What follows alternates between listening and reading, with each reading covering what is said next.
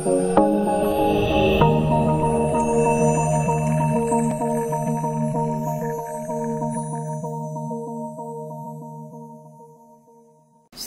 datang kembali. Kita masuk ke dalam mata kuliah rekayasa perangkat lunak pada pertemuan yang ke-6 mengenai standar penilaian proses perangkat lunak, di mana kita bisa menggunakan penilaian SPR, penilaian Malcolm Bright, Six Sigma, PMBOK, penilaian ISO 9000, kemudian COBIT, serta IT Balance Scorecard. Nah, standar proses penilaian ini yang akan saya bahas itu adalah IT Balance Scorecard dan COBIT. Nah, standar penilaian proses itu berdampak nantinya pada mutu ataupun kualitas software yang akan dibuat atau dikembangkan. Nah, kita lihat terlebih dahulu tentang standar penilaian proses IT Balance Scorecard, ya. Nah, di sini secara singkat, IT Balance Scorecard adalah suatu manajemen untuk mengelola implementasi strategi, mengukur kinerja secara utuh, dan mengkomunikasikan visi, strategi, dan sasaran kepada stakeholder. Nah, kata balance dalam Balance Scorecard merujuk pada konsep keseimbangan antara berbagai perspektif, kemudian jangka waktu, serta lingkup perhatian, mau lingkup internal ataupun eksternal. Nah, langkah-langkah dalam penilaian proses dalam Balance Scorecard itu kita melihatnya dari visi dan misi perusahaan. Ya, jadi bagaimana kita menerjemahkan visi dan misi perusahaan, kemudian mengkomunikasikan dan mengkaitkan berbagai tujuan dan ukuran strategis Balance Scorecard. Yang ketiga, merencanakan, menetapkan sasaran, menyelaraskan berbagai inisiatif rencana bisnis. Dan yang keempat adalah meningkatkan umpan balik dan pembelajaran strategis. Nah, dari langkah-langkah Balance Scorecard ini maka akan dilihat 4 perspektif dalam penilaian Balance Scorecard. Yang pertama dilihat dari perspektif keuangan ataupun finansial.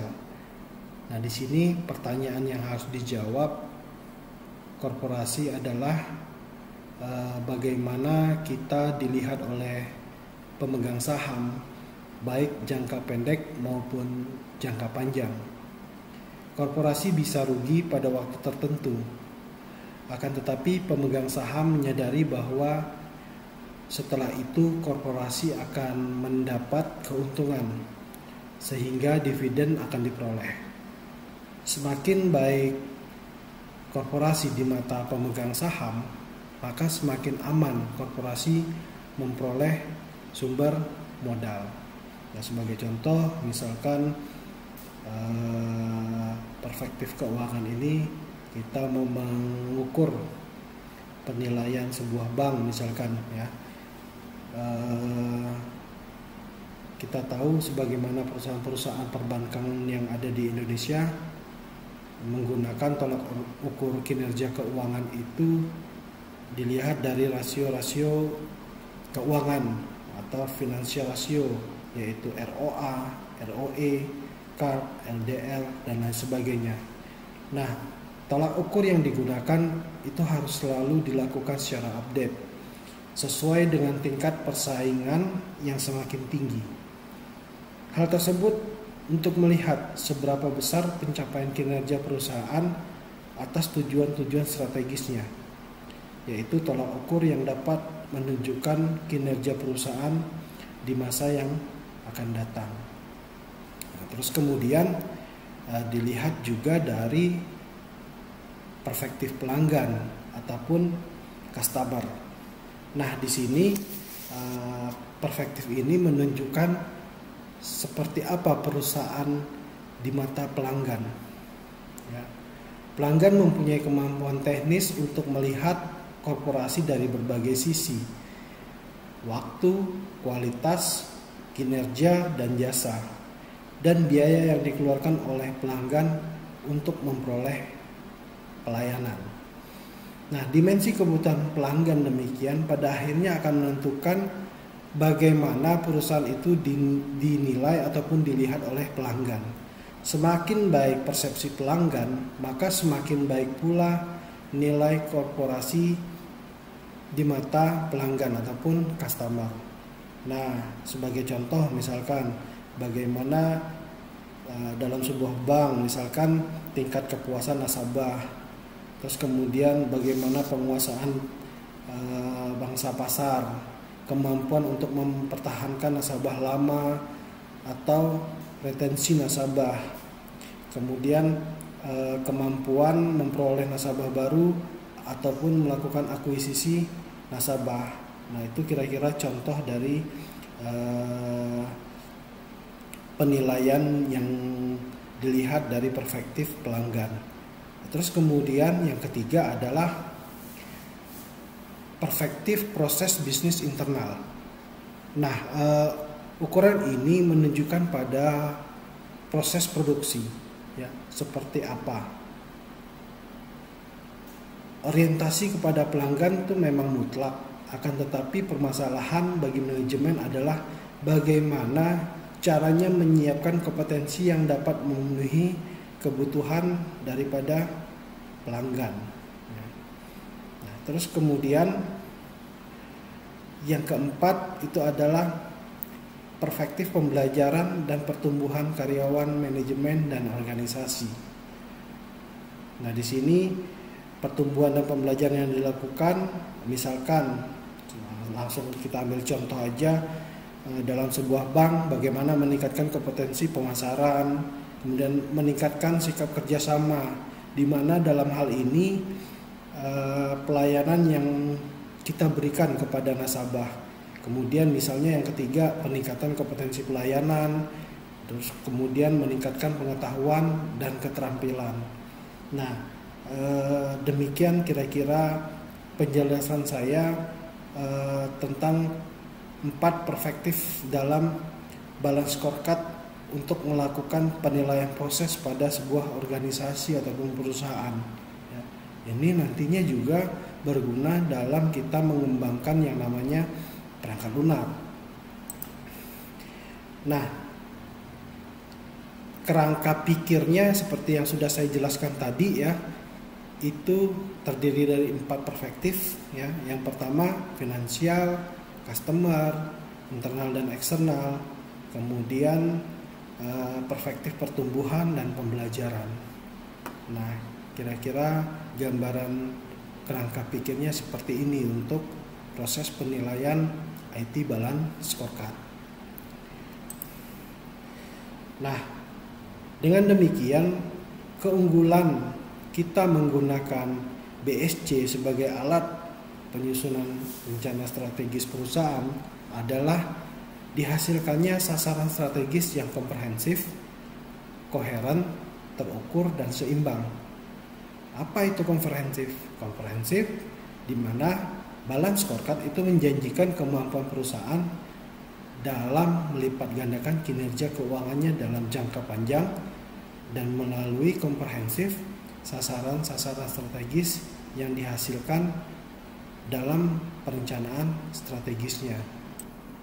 Kemudian koheren, penggunaan BSC dalam perencanaan strategis dapat menghasilkan sasaran-sasaran strategis yang koheren, yaitu dihasilkannya hubungan sebab akibat antara sasaran strategis non keuangan dengan sasaran strategis keuangan, serta hubungan antara sasaran non keuangan dengan sasaran non keuangan lainnya. Terus kemudian terukur. Nah, di sini terukur yaitu sasarannya harus jelas sehingga menjanjikan ketercapaian suatu sasaran. Ya, sasaran yang dihasilkan akan diukur dalam dua macam ukuran, yaitu hasil dan pemicu. Nah, terus kemudian seimbang. Ya, sasaran strategis yang dihasilkan perlu diarahkan ke dalam 4 perspektif secara seimbang. Nah, perspektif proses bisnis dan belajar atau pertumbuhan itu berfokus ke dalam perusahaan, sedangkan pelanggan dan keuangan itu orientasinya keluar perusahaan. Jadi dengan menggunakan BSC akan dihasilkan sasaran strategis itu dilihat dari sisi internal maupun eksternal. Nah, dari hasil penggunaan proses penilaian balance scorecard, maka manfaat yang akan didapat dari pengukuran balance scorecard itu yang pertama adalah dia perencanaan strategis menjadi lebih baik. Kemudian strategi komunikasi dan peningkatan eksekusi.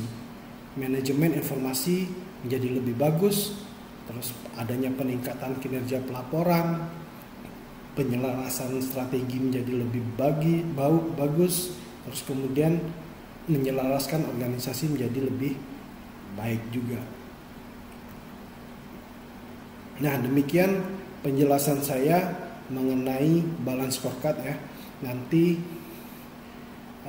secara teknisnya seperti apa contoh suatu perusahaan dalam menerapkan penilaian menggunakan IT balance scorecard ini, kita lihat contoh kasus dalam suatu perusahaan ya. Itu bisa saya buat tugas kepada mahasiswa semuanya, mahasiswa ISB Tuan Luhur yang mengambil mata kuliah ini ya, contoh suatu perusahaan dalam melakukan penilaian proses. Tidak harus menggunakan balance scorecard, mungkin menggunakan COVID atau menggunakan ISO. Yang jelas ada contohnya, jadi biar paham juga ya.